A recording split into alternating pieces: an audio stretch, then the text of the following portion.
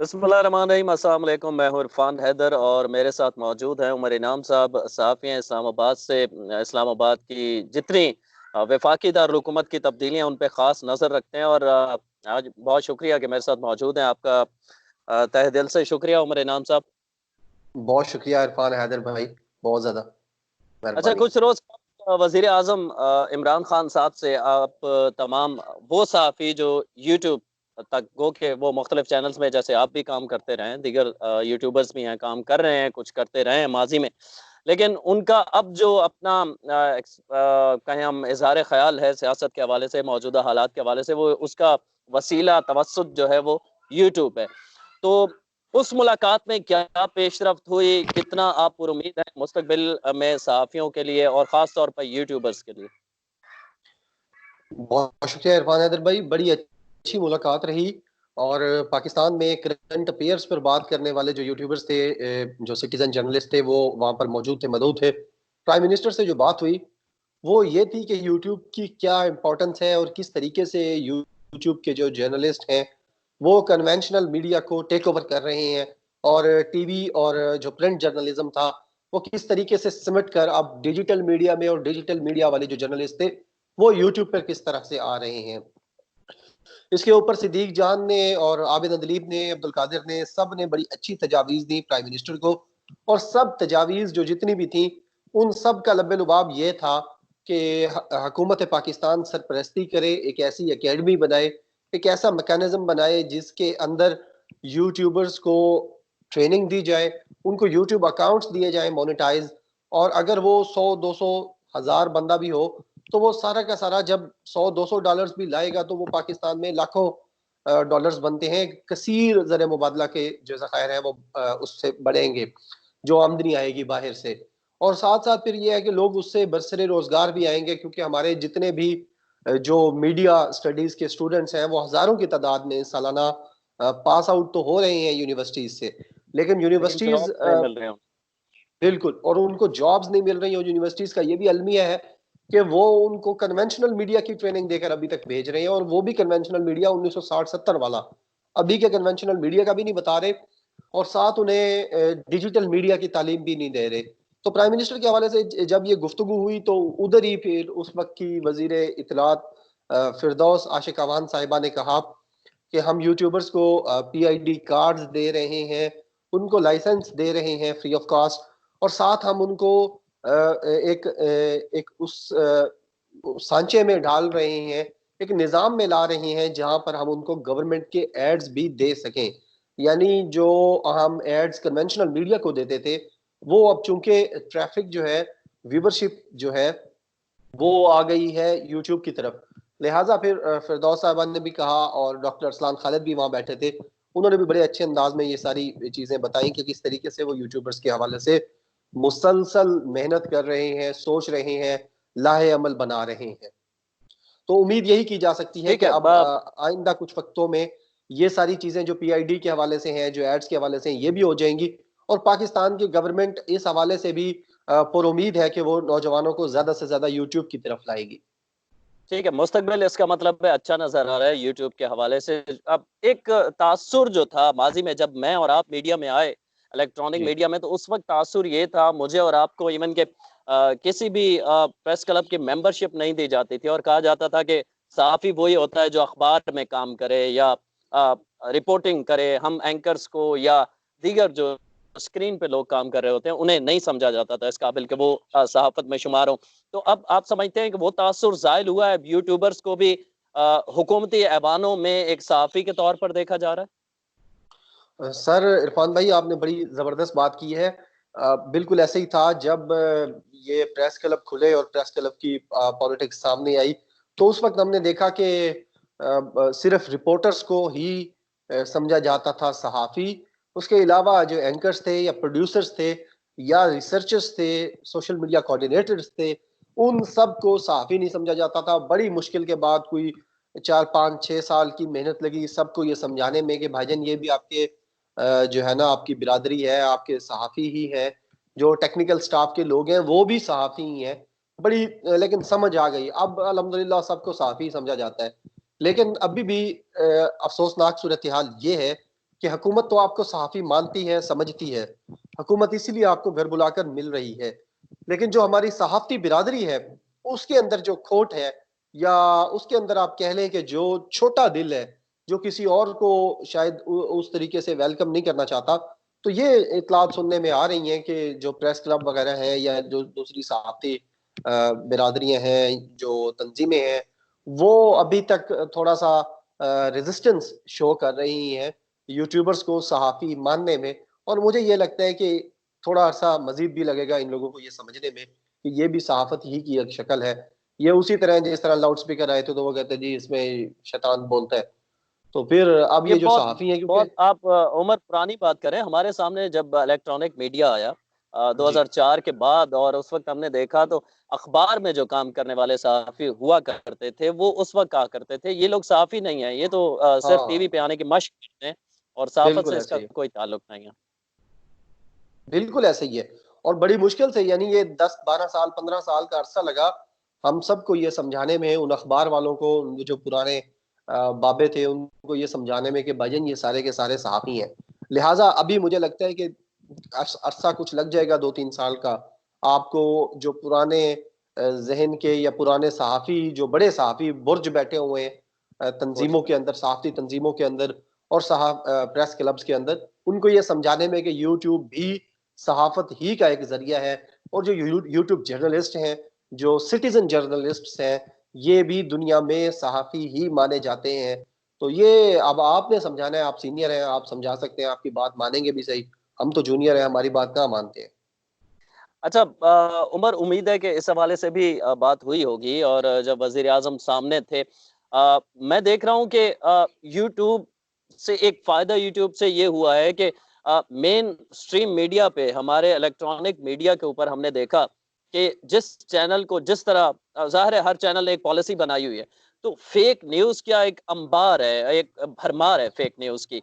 तो किसी हद तक जो यूट्यूबर्स हैं वो इसे अच्छी तरह काउंटर कर रहे हैं और बाकायदा बताते हैं कि इस प्रोग्राम में ये फेक न्यूज़ बताई गई थी और इसकी हम तरदीद करते हैं, या हम इसका बैकग्राउंड बताते हैं कि असली ये हकीकत क्या है। तो इस हवाले से भी बात हुई है कि यूट्यूबर्स जो हैं वो अ, एक तासुर ये था कि यूट्यूब फेक है। लेकिन यूट्यूबर्स ज़्यादातर जो सियासत के हवाले से या करंट अफेयर के हवाले से जो भी बात करें, वो ज़्यादा ऑथेंटिक है as compared to mainstream media. बिल्कुल, मेरी जो गुफ्तगू का हिस्सा था, उसी में मैंने ये कहा प्राइम मिनिस्टर को, प्राइम मिनिस्टर समझना चाह रहे थे कि यूट्यूब की क्या अहमियत है, यूट्यूब किस तरीके से काम कर रहा है, यूट्यूबर्स क्यों इतना ज़्यादा डिस्कस हो रहे हैं हर तरफ। तो मैंने उनको बताया कि यूट्यूबर्स की जो एक बड़ी कामयाबी है, वैसे तो बहुत सारी कामयाबियाँ हैं, एक बड़ी कामयाबी ये भी है कि यूट्यूबर्स ने फेक न्यूज़ को काउंटर किया है। वन बाय वन सारे सहाफ़ी, सारे कॉलमिस्ट, सारे एंकर, सारे मीडिया जो आउटलेट्स हैं, वो जितनी फेक न्यूज़ देते हैं, वो शाम को ये यूट्यूबर्स बैठकर उसको सबूतों के साथ और उसको बता कर कि ये फलां दिन का कॉलम है, ये फलां दिन की आपकी न्यूज़ स्टोरी थी, ये फलां दिन की हेडलाइन थी, फलां दिन का टिकर हेडर है, वो सारा बताकर उनको जो है वो काउंटर करते हैं। इस चीज़ को प्राइम मिनिस्टर ने फिर अपनी जब गुफ्तगू उन्होंने शुरू की, तो उसके अंदर भी डिस्कस किया कि बेसिकली जब सहाफ़त किसी असूल के ऊपर होती है, सच के उसूल के ऊपर होती सच है के और इंफॉर्मेशन के असूल के ऊपर होती है कि आपने हकायक जानने, हकायक पहुंचाने हैं, तो सहाफत उरूज पाती रहती है। लेकिन जब सहाफत फरमाइशी हो जाए, सहाफत स्पॉन्सर्ड हो जाए, सहाफत प्लांटेड हो जाए, तो प्राइम मिनिस्टर का माज़रत कहना था के कि साथ मैं थोड़े सख्त लफ्ज़ इस्तेमाल कर रहा हूँ, बज़ाहिर हमें लगता है सहाफ़त जब रखेल बन जाए, अ, बिल्कुल, माज़ बिल्कुल ऐसा ही है, बिल्कुल ऐसे ही। जब माफियाज की रखेल बन जाए सहाफत, तो फिर सहाफत का जवाल शुरू हो जाता है। प्राइम मिनिस्टर ने बड़ा बताया कि किस तरीके से 2011 तक पाकिस्तानी सहाफत जो थी, चैनल्स थे, खसूसन एंकर्स थे, ये अरूज पा रहे थे। बहुत ज्यादा इनको हुँ, एक्सेप्टेंस मिली, बड़ी ज्यादा इनको जिनके लव पास मिला। मोटर बाइक नहीं होती थी, हमने देखा है अपने सामने कि उनके पास अब मर्सिडीज़ आ इनके गई। पास मर्सिडीज है और यानी बुलेट प्रूफ गाड़ियां हैं। तो प्राइम मिनिस्टर का कहना था कि जब आप फेक न्यूज देना शुरू कर देते हैं माफियाज को खुश करने के लिए, एक सर्टन एलिमेंट्स को खुश करने के लिए सोसाइटी के, तो फिर लोगों को बहुत वक्त के लिए आप बेवकूफ नहीं बना सकते। थोड़े लोगों को थोड़े अरसे के लिए आप बेवकूफ बना सकते हैं, सारे लोगों को सारे वक्त के लिए नहीं बना सकते।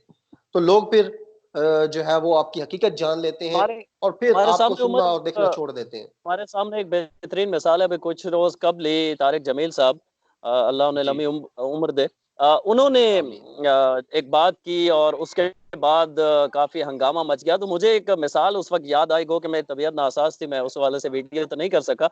लेकिन एक मिसाल है कि किसी ने लोमड़ी को कहा था कि तुम्हारा कोई कान लेके भाग रहा है, तो वो उसके पीछे दौड़ पड़ी थी, उसने अपने कान नहीं सँभाले थे। तो ये बिल्कुल। बिल्कुल इसी तरह है कि आप बगैर नाम लिए आप फरमा रहे हैं कि मीडिया झूठ बोलता है, और आप और मैं मीडिया का बरसों हिस्सा रहे हैं, हमें भी पता है कि मीडिया में 70% झूठ से ही काम चलाया जाता है। अ, बिल्कुल सही। शेर को सवा शेर और 5 शेरी तक बनाया जाता है।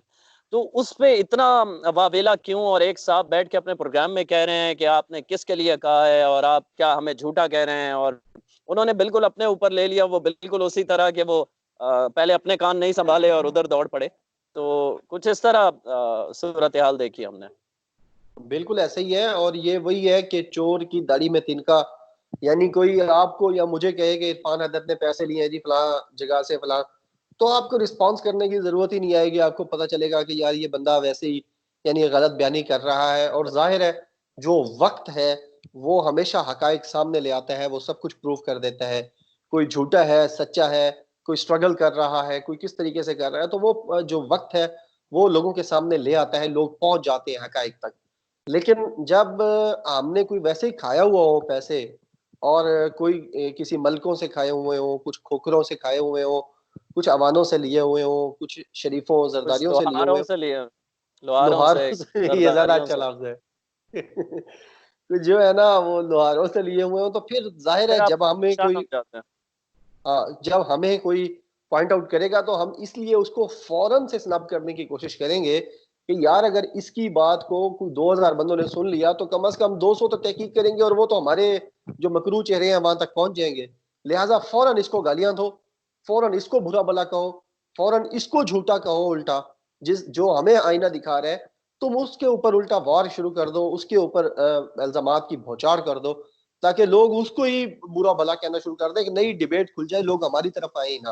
तो ये कामयाब स्ट्रेटजी थी हामिद मीर की, मोहम्मद मालिक की और उन उन जैसे जितने ये बहरूपिये हैं सहाफ़त के रूप में, उन्होंने मौलाना तारिक जमील साहब पर जो एक नई बहस छेड़ दी है, वो कामयाबी से जारी है। अब सिर्फ अब फ़िरका वाराना बहस भी उस पे छिड़ चुकी है छिड़ और चुकी है। मज़हबी बहस भी छिड़ चुकी है। अब लिबरल्स और सेकुलर जो है और हुँ, जो हमारे दूसरे मज़हबी तबकात हैं, वो भी आपस में बहस कर रही हैं और शुरू बहस कहाँ से हुई थी कि मीडिया झूठा है। मीडिया का झूठ कहीं छुप गया है उस वावेले और उस जो चीखो-पुकार थी हामिद मीर की और ये कामयाबी के साथ इन्होंने इस चीज़ को प्रोपेगेंडा कहते हैं ना, एक छोटे प्रोपेगेंडा को आपने अगर छुपाना है तो आप उससे बड़ा प्रोपेगेंडा करें। बड़ा तो प्रोपेगेंडा ये करें। जो मीडिया का एक असूल है, इसको अपनाते हुए पाकिस्तानी एंकर्स ने मौलाना तारिक जमील की जो बात थी, इस हवाले से उसको मैं आपसे छुपाने के तफ़सील लिए से, उमर अहरम कतल कलामी की माज़रत, मैं तफ़सील से इस टॉपिक पे भी इंशाल्लाह आपको मज़ीद ज़हमत दूँगा। मैं आखिर में सिर्फ़ 30 सेकंड में आपसे ये जानना चाहता हूँ कि एक यूट्यूबर पाकिस्तान के अंदर जो करंट अफ़ेयर पे बात करता है, जो अपनी राय देता है कि हुकूमत में क्या हो रहा है, क्या सही हो रहा है, क्या गलत हो रहा है और क्या होना चाहिए, हुकूमत की इस्लाह के लिए भी वो वीडियोज़ करता है। तो वो कितना आप उस मुलाकात में जब वज़ीर-ए-आज़म साहब से मुलाकात हुई तमाम यूट्यूबर्स की, तो कितना पुरुम्मीद रहे? कितना वो पुरएतमाद रहे कि मुस्तकबिल अच्छा है यूट्यूबर्स के लिए? सारे यूट्यूबर्स को प्राइम मिनिस्टर ने एतमाद दिया, प्राइम मिनिस्टर की टीम जो है, उसने एतमाद दिया और उनको कहा कि वो उनके हवाले से सोच रहे हैं, उनको देख रहे हैं और प्राइम मिनिस्टर ने 2 नसीहतें भी की कि आप लोगों को अल्लाह ताला ने मौका दिया है, एक टेक्नोलॉजी नई आई, आप लोगों ने आते ही उसे अडॉप्ट कर लिया है और जो लोग नई टेक्नोलॉजी को आते ही ले लेते हैं, वो हमेशा कामयाब होते हैं, जो अब उसको बाद में आते हैं, वो उतने कामयाब नहीं हो पाते। लिहाजा प्राइम मिनिस्टर का कहना था कि अल्लाह ताला ने आपको एक सुनहरी मौका दिया है कि कन्वेंशनल मीडिया डिजिटल मीडिया पे जा रहा था, आपने उसे फौरन से पकड़ लिया है और आप यूट्यूब पर आ गए हैं और लोग आपको सुनना शुरू हो गए, लोग आपको पसंद करना शुरू हो गए हैं। लिहाजा अगर आपने सच के साथ ये सफर जारी रखा और आपने लोगों को इंफॉर्मेशन देते रहे, तो प्राइम मिनिस्टर का कहना था कि आप यकीन मानिए आप लोग कामयाब ठहरेंगे और अगर खुदा ना खास्ता आप लोगों ने फरमाइशी स्पॉन्सर्ड और प्लांटेड शोज शुरू कर दिए तो फिर आपका हाल भी वही होगा जो प्राइम मिनिस्टर का इशारा था उन लोगों की तरफ जो आज फिर हमारी तरह से यूट्यूब चलाते हैं और यूट्यूब पे भी वो फ्लॉप है। तो लिहाजा ये प्राइम मिनिस्टर ने और उनकी टीम ने एतमाद दिया यूट्यूबर्स को कि वो उनके हवाले से सोच रहे हैं और उनके मुस्तकबिल बेहतर है, अच्छा है पाकिस्तान में यूट्यूब जर्नलिज्म जो है, सिटीजन यानी जर्नलिस्ट मेरा और आपका जर्नलिज्म के इंशाल्लाह हवाले से यूट्यूब के हवाले से फ्यूचर अच्छा है इंशाल्लाह। बहुत मजीद अच्छा। भी मैं आपसे बात करता रहूंगा और मजीद जो थैंक यू। सियासी सूरत हाल है उस पर बात करेंगे। चूंकि आपकी खुसूसी मुलाकात हुई, दीगर यूट्यूबर्स की भी हुई, तो मैं जानना चाह रहा था कि इस हवाले से मैं आपसे बात कर चुका हूँ और आम लोगों को ये पता चल सके जो घर पे बैठे हैं कि हुकूमत अ, अ, सिर्फ मेन स्ट्रीम मीडिया या उस तरफ नहीं देख रही, बल्कि वो सहाफ़ी जो अब यूट्यूब तक महदूद होकर रह गए हैं या वो यूट्यूब से ही उन्होंने अपने सहाफ़ती करियर का आगाज़ किया है, तो उसके लिए भी हुकूमत सोच रही है। उमर इनाम साहब, आपके वक्त के लिए आपका शुक्रिया अदा करेंगे और उम्मीद करते हैं कि थैंक यू सर। आइंदा भी आप हमें वक्त देते रहेंगे। बहुत जरूर शुक्रिया। सर, बहुत शुक्रिया, थैंक यू सर। अल्लाह निगहबान।